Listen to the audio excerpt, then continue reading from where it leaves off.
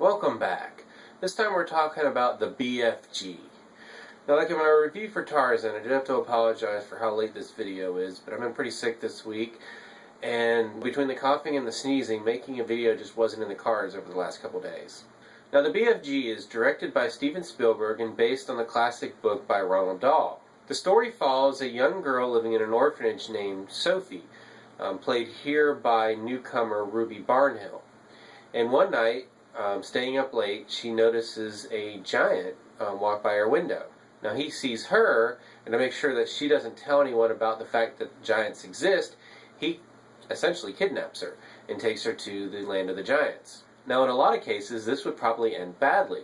But fortunately for Sophie, the giant who took her, who she later starts calling the Big Friendly Giant, which she then shortens to BFG, is actually a, friendly giant, and means her no harm. Unfortunately, BFG is not the only giant, and actually is the smallest giant around. And the other giants, well, they like to eat humans, and their favorite humans to eat are children. So while Sophie and BFG develop this unlikely friendship, her presence in Giantland consistently puts her in danger. And that's more or less the setup for this movie. As you can tell, there's not a lot of plot involved, and that's one of the things I'd like to mention about this movie right off. And the fact that this movie, more so than just about any other live-action adaptation of a children's book that I can think of, really feels like a children's book. And when I say children's book, I don't mean young adult, teen, I mean a book that was written for children. They just have a different feel to them. There's more of a almost fairy tale quality. They have a lot of fantastic elements to them often, and frankly, their plot development from Act 1 to Act 2 to Act 3 is not how most other literature is done. They just go on these crazy tangents at a moment's notice, or no notice at all, and quite often wrap up rather quickly. Typically, when one of these books is adapted into a movie, there's a lot of changes. For one thing, children's books tend to be relatively short, and you have to end up putting a lot of padding in to get to a feature length. And this in turn results in a lot of sometimes heavier material than what was in the source material, new characters, extra backstories, all kinds of things that make the resulting movie feel less like a children's book and more like a children's movie. And again, there is a difference, at least in my mind. Now, one of the first things that I was just kind of dwelling on upon leaving the theater having seen BFG is the fact that this really, truly felt like a children's book, which is amazing and interesting and quite enjoyable for the most part, but at the same time, as sadly, I'm an adult, and looking at this movie as a story and as a movie, there were elements that just felt a little off at times. And specifically, I'm talking about going into the third act of this movie. And I'm not going to give any spoilers, but there's a very sudden story change where the story was kind of going in this one direction, following the BFG and Sophie and their developing friendship, and kind of diving into this element of how the BFG kind of harvests dreams and then gives them to children in our world. And you really didn't know where it was going, but it was developing this, and as far as an antagonist goes, you have these other giants that are mean to the BFG and are always looking for Sophie because they want a meal. But it was kind of going in this direction even if you didn't know what the end game was. Well, then you just reach this point where it just goes, suddenly takes a left turn and goes in a completely different direction. That's not necessarily a bad thing, and it probably would have worked, except there's a very relatively long segment that pretty much just all of that story momentum that was going is just gone. It just escapes like a balloon that you just let off and it just flies away. And it just kind of ground to a halt. And there were some funny moments. The children in the audience that I was with laughed. I laughed at some of it, frankly. But it just, I was wondering, okay, where are we going with this? It's like, there were some things that had been set in motion, and now there's this very extended period of film that nothing's happening. It's all in one location. As I said, there's some jokes, but it's just very static. and then it tries to build back up for the last, say, 20 minutes or so and resolve the story. And it does, but it never really got that momentum going again.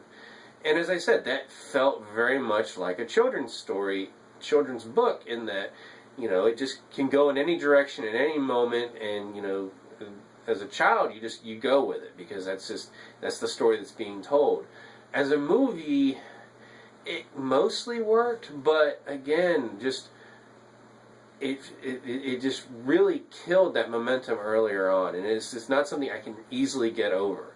Now, I have to say, this is a Spielberg film, so you can tell that a lot of the technical aspects of this movie are going to be great. The cinematography is great, the music is wonderful. Spielberg, as always, gets some excellent performances. The young Ruby Barnhill, it's her first ever movie. She's excellent in this. Mark Rylance, who voices and I'm assuming does motion capture for the BFG, he's excellent. I mean, he won an Academy Award the last time he worked on a Spielberg film for Bridge of Spies, and he's phenomenal in this. And there's a wonderful chemistry between those two, which is really amazing when you factor in the facts that, one, the BFG is a complete CG creation, and two, that because of the complete size difference, you have a little girl and then you have like a 24 foot tall giant, that, you know, a lot of this was done on different sets. So the fact they were able to get that chemistry and have it really show through in the film is wonderful, and I give them all the credit for that. I will say, on the technical side, the one part that kind of disappointed me was the special effects. Obviously, this is a children's story. There's, you know, it again has sort of that almost fairy tale quality to it, so it doesn't need to be photorealistic. But for a movie that cost as much as this did, I would have liked to have seen a little bit more polish on some of the special effects, especially with the BFG, in that Rylance's voice work and the emotions in the face and everything came through, and he felt like a real character.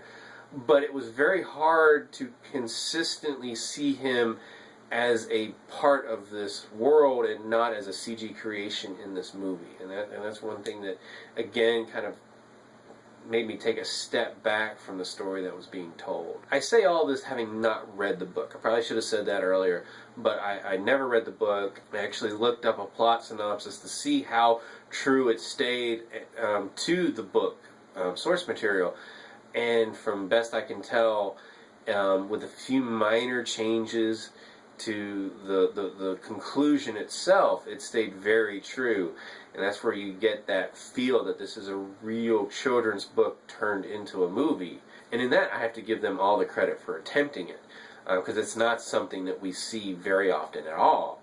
But the result does make us ask, maybe there's a reason we don't get that as often. Now, what I will say is, it's an enjoyable movie. I'm sure it's going to entertain children, especially those that are fans of the book. Like I said, I was not one of them.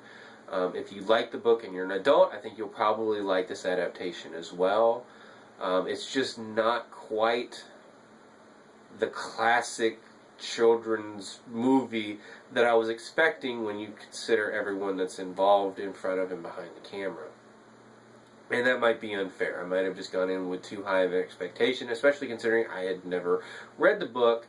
So the fact that I got a very literal translation of it into this movie, and I wasn't completely enamored with it, shows that I probably wouldn't have been as completely enamored with the book itself. So I have to say, this movie has left me with some mixed feelings. Like I said, I think it will entertain children. I'm not so sure that it's going to be that full-rounded where everyone that goes, the whole family that goes, is going to enjoy it as much as those younger children will. But it's nice to see a large, well-made production targeting children. And when I say that, I don't mean that it's like it's playing down to them at all. And you know, there are bad children's movies that just play down and act like they're dumb, and that's why no one else likes it. I think this is a children's story that tells a very nice, heartfelt story with great acting, great production values, with a few exceptions that I mentioned. it's a story made for children, and it's designed for that. So older audiences might not get as much out of it as like I didn't get as much out of it as I had hoped. So if I've left this completely confusing, I apologize, but that's the best I can kind of sum up my feelings on this. If you've seen the BFG, I would like to know what you thought, especially if you've read the book, and how you felt that they did translating that into the movie. As always, you can subscribe to my channel, check out some of my other reviews, and until next time, I'll see you at the movies.